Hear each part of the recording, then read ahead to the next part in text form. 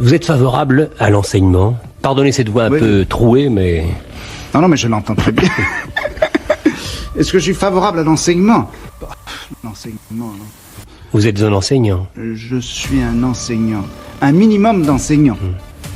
Dans la mesure où, vous savez, j'enseigne dans un endroit, enfin je fais des cours dans un endroit très particulier, qui a pour fonction justement de ne pas enseigner. Et quel collège de France? Oui, et ce qui me plaît justement là-bas, c'est que je n'ai pas l'impression d'enseigner, c'est-à-dire d'exercer par rapport à mon auditoire.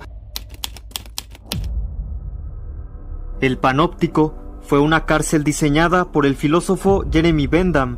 Lo curioso de esta cárcel es que no importa en qué celda se encontrara el preso, ni a qué altura, pues los guardias de una torre central podían observar a todos los prisioneros sin que éstos pudieran saber en qué momento eran observados, por lo que los presos podían ser vistos en cada momento y no saber cuándo eran vigilados y cuándo no, lo que los obligaba a seguir las reglas.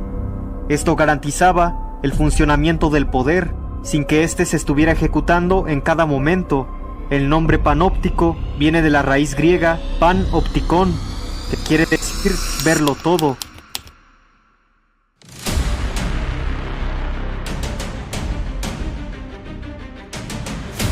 L'enseignant, c'est celui qui dit, écoutez, voilà, il y a un certain nombre de choses que vous ne savez pas, mais que vous devriez savoir.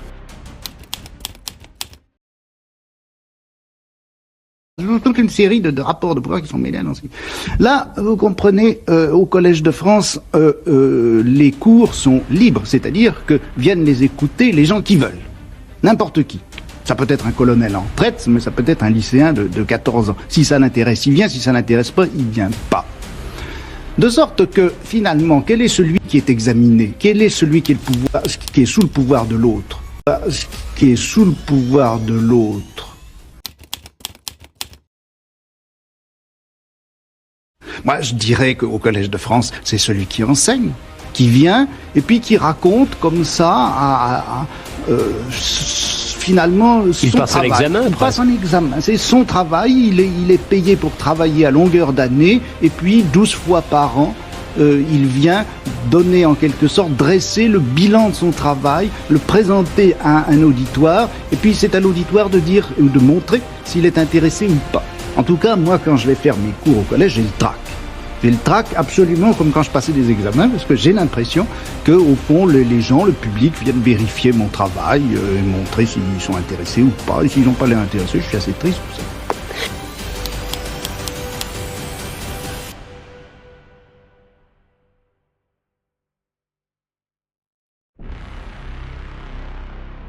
Bon, je dirais que la première chose qu'on devrait apprendre, si ça a un sens d'apprendre quelque chose comme ça, c'est que le savoir est tout de même profondément lié au plaisir. Enfin, qu'il y a certainement une façon d'érotiser le savoir, de rendre le savoir hautement agréable,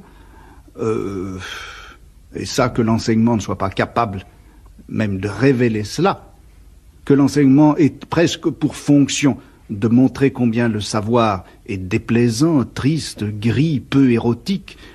Moi, je trouve que c'est un tour de force. Mais ce tour de force, il a certainement sa raison d'être. Il faudrait savoir pourquoi est-ce que notre société a tellement d'intérêt à montrer que le savoir est triste. Peut-être précisément à cause du nombre de gens qui sont exclus de ce savoir. Imaginez déjà ce que pèse le mot « savoir ». Oui.